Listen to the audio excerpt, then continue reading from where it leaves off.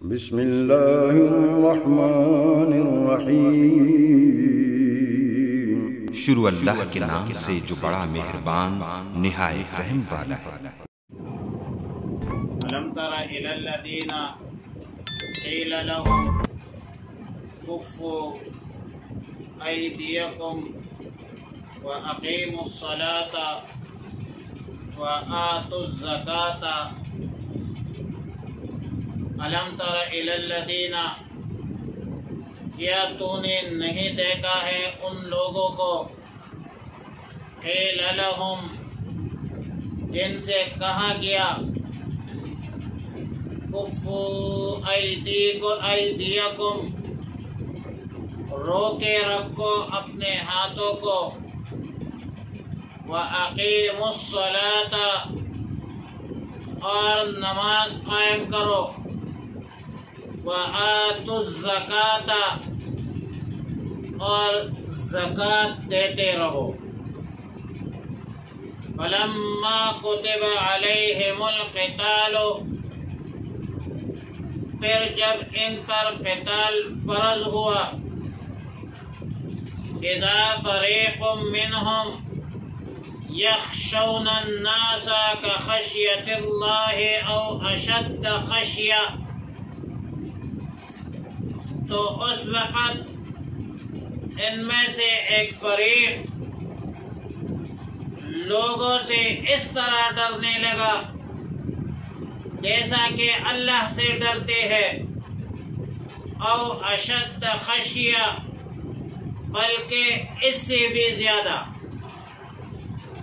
وقالوا ربنا لم كتبت علينا القتال، اور کہنے لگے کہ اے ہمارے رب، آپ نے ہمارے اوپر قتال کیوں فرض کیا ہے؟ لولا اخرتنا الى اجل قریب، کیوں مؤخر نہیں کی تھوڑی مدت تک؟ قل متاع الدنیا قلیل، آپ فرما دیجئے کہ دنیا کا نفع تھوڑا ہے، والآخرۃ خیر لمن اتقى، اور آخرت بہتر ہے جو تقوی اختیار کرے، ولا تظلمون فتیلا، اور ظلم نہیں کیا جائے گا تم پر کھجور کے گٹلے کے تاگے کے برابر۔ باب النقول میں صفحہ نمبر 74 بحوالے نسائی شریف اور مستدرک حاکم میں رئیس المفسرین سیدنا عبداللہ ابن عباس رضی اللہ تعالی عنہما سے منقول ہے کہ عبد الرحمن ابن عوف رضی اللہ تعالی عنہ اور ان کے بعض احباب رسول اللہ مبارک صلی اللہ علیہ وسلم کے خدمت عالی میں حاضر ہوئے اور عرض کی، یا رسول اللہ صلی اللہ علیہ وسلم، جب ہم اسلام سے قبل شرک میں مبتلا تھے تو باعزت تھے، اور ابھی جب سے ایمان لایا ہے تو ذلت والے ہو گئے، دشمنان اسلام کے مظالم، جبر اور بربریت سے تنگ آ گئے ہیں، لہذا ہمیں اجازت دیجیے کہ ہم کفار کے ساتھ مقاتلہ کریں اور ان بدبختوں سے ظلم کا بدلہ لے لیں۔ ظاہر ہے مکی دور میں قبل از ہجرت رسول اللہ مبارک صلی اللہ علیہ وسلم نے یہی فرمایا کہ مجھے عفو اور درگزر کا حکم ہے، فی الحال مجھے قتال کا حکم نہیں ملا ہے، لہذا میں تمہیں قتال کی اجازت نہیں دے سکتا۔ پھر یہ بھی ایک ظاہری مسئلہ ہے کہ ان اتبع الا ما یوحی الی، مصطفیٰ ہرگز نہ گفتو تا نہ گفتو جبرائیل ہرگز نہ گفتو تا نہ گفتو کردگار۔ رسول اللہ مبارک صلی اللہ علیہ وسلم اپنے طرف سے تو کوئی فیصلہ کر نہیں سکتے، رسول اللہ مبارک صلی اللہ علیہ وسلم تو وحی کے تابع ہے۔ لیکن جب مدینہ منورہ زادہ اللہ و شرفہ میں قتال فرض ہوا تو پھر بعض لوگ قتال سے بچنے کی کوشش کر رہے تھے، مطلب جہاد سے پہلے،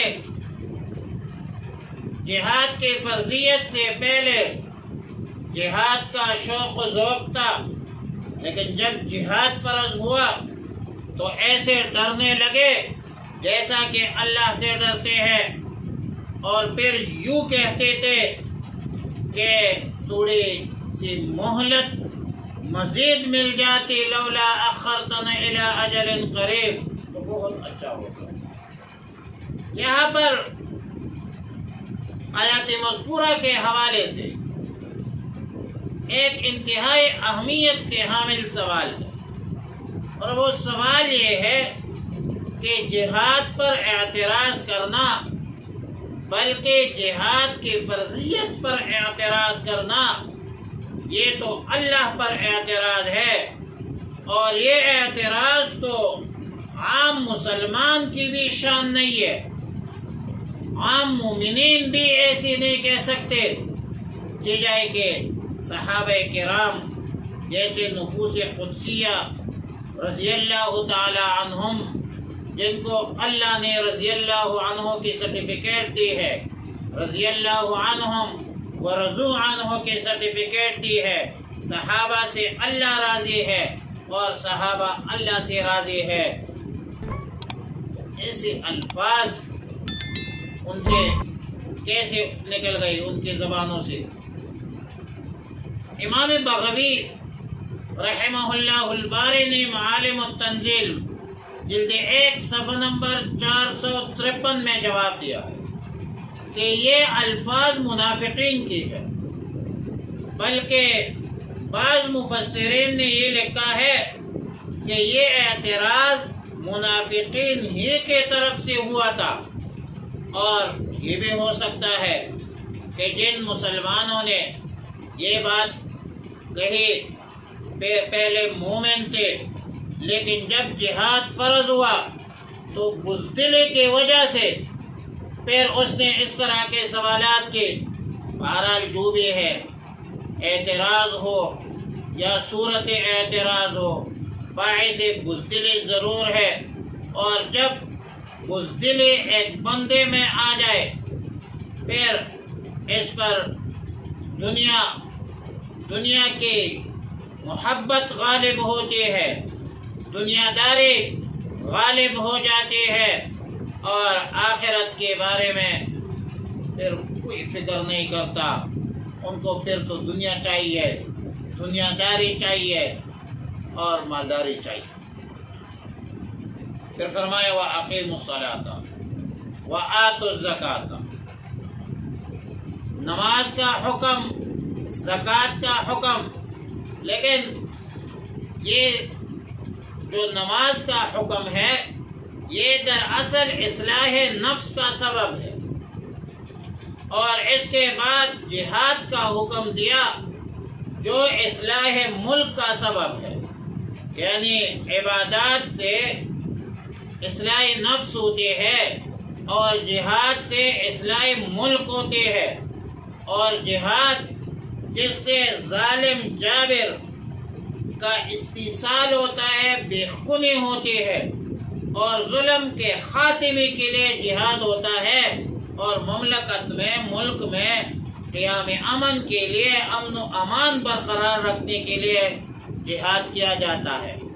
معلوم ہوا کہ اصلاح نفس یہ مقدم ہے اصلاح ملک پر، بلکہ ایک بندہ اپنے آپ کو ٹھیک کرے، پھر دوسروں کو ٹھیک کرے، اور یہ اصول ہے۔ لہذا اصلاح نفس اقامت الصلاۃ، ادائے زکوٰۃ یہ فرض ہے شرعاً، اور جہاد عام ماحول میں، عام حالات میں یہ فرض کفایہ ہے، قضا فی تفسیر المظہری۔ اگلی آیت ہے قل متاع الدنیا قلیل۔ اسی آیت میں فرمایا کہ دنیا کے مقابلے میں آخرت کی نعمت افضل ہے، اولا ہے، بہتر ہے۔ وجہ کیا ہے؟ وجہ یہ ہے کہ دنیا کی نعمتیں قلیل ہے اور آخرت کی نعمتیں کثیر ہے۔ دنیا کی نعمتیں ختم ہونے والی اور آخرت کی نعمتیں باقی رہنے والی ہے۔ دنیا کی نعمتوں کے ساتھ قسم قسم پریشانیاں ہیں، اور آخرت کی نعمتیں ان پریشانیوں سے دور تک ہے۔ وہ آخرت کے نعمتوں کے ساتھ کوئی پریشانی نہیں ہے۔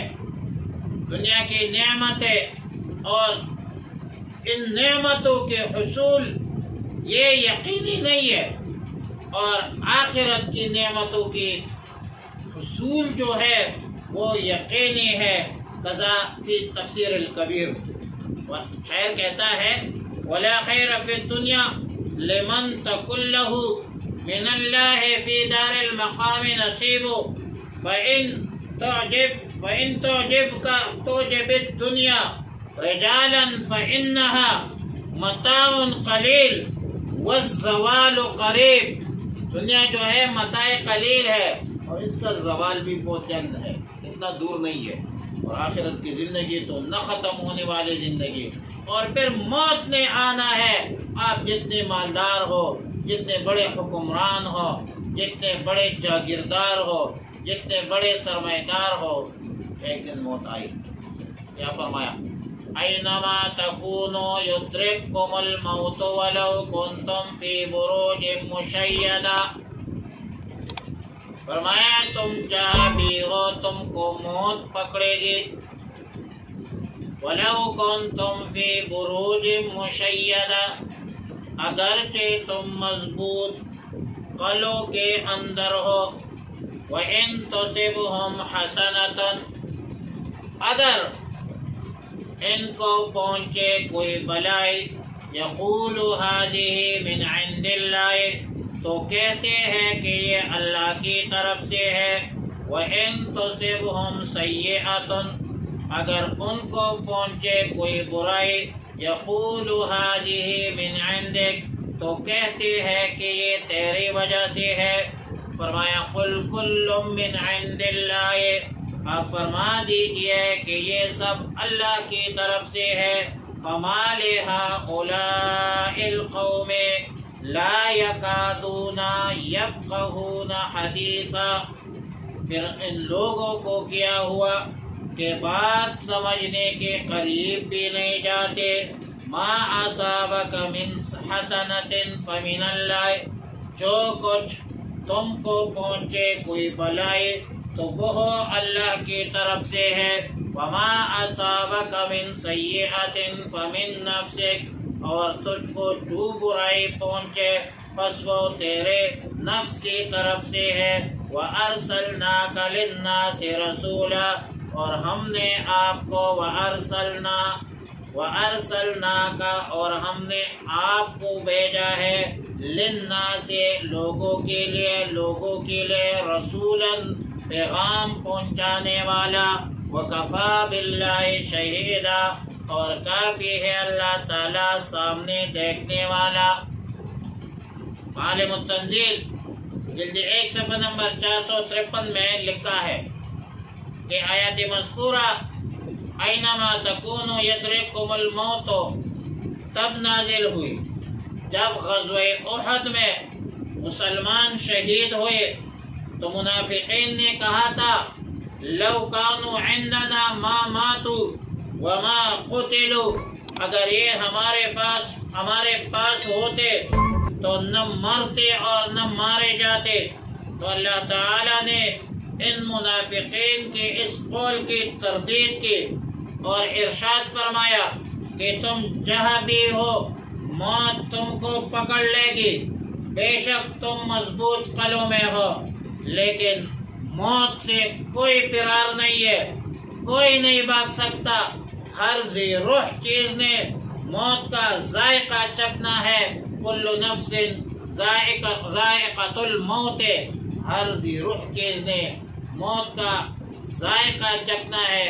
اور شاعر کہتا ہے الموت قدح کل نفس شاربها والقبر باب کل نفس داخلها، آئی تھی چمن میں تیرے سیر گلشن کر چلے، سنبھالو مالی باغ اپنا، ہم تو اپنے گھر چلے۔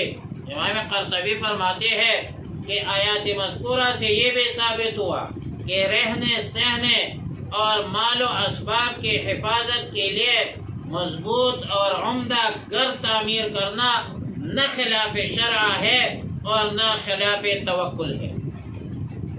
ما اصابک من حسنۃ فمن اللہ سے، یہاں پر حسنت سے مراد نعمت ہے، قذافی تفسیر المظہری، اور اللہ رب العالمین نے اس طرف اشارہ کیا کہ انسان کو جو نعمت ملتی ہے وہ اس کا کوئی حق نہیں ہے، نہ اللہ پر یہ کوئی فرض ہے، بلکہ یہ محض اللہ کے فضل سے ملتی ہے، فرض سے نہیں ملتی۔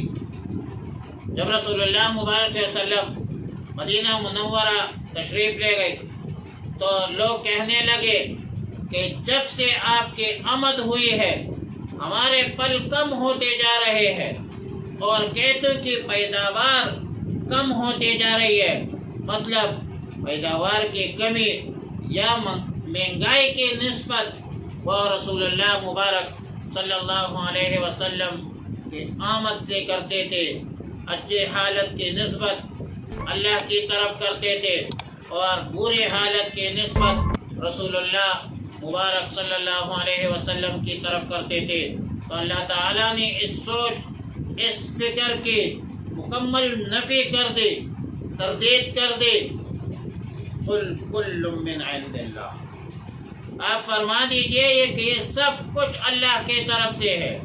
اور جہالت تو اتنا غالب ہے کہ بات سمجھنا تو علیحدہ بات ہے، لیکن بات سمجھنے کے قریب بھی نہیں جاتے۔ قذافی روح المعانی صفحہ 88 جلد 5۔ اور جس طرح ما اصابک من حسنۃ سے مراد حسنت سے نعمت مراد ہے، اسی طرح وما اصابک من سیئۃ سے مراد وہ مصیبت ہے، سیئہ سے برائی مراد نہیں ہے۔ اس مقام مصیبت کی تخلیق اگرچہ اللہ ہی کرتا ہے، خالق اللہ ہے، لیکن اس کا سبب انسان کے اعمال بد ہوتے ہیں۔ اگر یہ انسان کافر ہو، اعمال بد کا مرتکب ہو، تو دنیاوی مصیبت کا ایک معمولی سا نمونہ اس کو مل جاتا ہے، اور آخرت کا عذاب بہت زیادہ ہے، آخرت کا عذاب بہت بڑا ہے، آخرت کا عذاب عذاب علیم ہے۔ اور اگر مومن ہے، مومن اعمال بد کا ارتکاب کرے تو ان کے مصائب اور تکالیف کا وہ کفارہ بن جاتا ہے، اور اخروی نجات جو ہے اس کا ذریعہ بن جاتا ہے۔ نبی علیہ السلام نے فرمایا ما من مصیبت تصیب المسلم الا کفر اللہ بها عنہ حتی الشوکۃ یشاقها، رواہ الترمذی۔ یعنی کوئی مصیبت ایسی نہیں ہے جو کسی مسلمان کو پہنچے مگر وہ اس کے گناہوں کا کفارہ ہو جاتی ہے، یہاں تک کہ کانٹا جو اس کے پاؤں میں چبھتا ہے۔ اور نبی علیہ السلام نے فرمایا کہ لا یصیب عبدا نکبتا فما فوقها وما دونها الا بدم وما يعفو اکثر۔ رواہ الترمذی عن ابی موسیٰ الاشعری رضی اللہ الباری۔ نبی علیہ الصلوۃ والسلام نے فرمایا کہ بندے کو جو کوئی ہلکی یا سخت مصیبت پیش آ جائے تو وہ ان کے گناہ کا نتیجہ ہوتی ہے، اور بہت سے گناہوں کو صاف فرماتے ہیں یہ مصیبت۔